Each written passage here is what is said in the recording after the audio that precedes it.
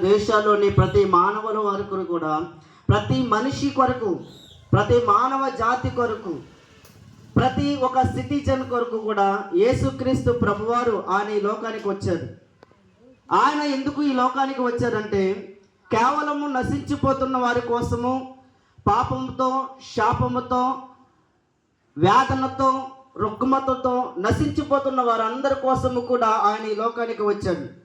అయితే ఆయన వచ్చి మనందరి కొరకు కూడా కలవరి శిలువలో ఆయన మన కొరకు చనిపోయి ఆయన పరలోక రాజ్యానికి వెళ్ళారు. అయితే ఆయన నమ్ముకుంటే మనకి పరలోక రాజ్యము దొరుకుతుందని, ఆయన నమ్ముకుంటే కనుక ఖచ్చితంగా ఆ మహిమ లోకంలో కూడా మనమందరము కూడా ఉంటామని కూడా యేసుక్రీస్తు ప్రభువారు కూడా తెలియపరిచారు. అందుకే నశించిపోతున్న మనందరి కొరకు కూడా నేను ఒక మాట చెప్తాను, ఈ లోకము ఎవరికి కూడా శాశ్వతం కాదు.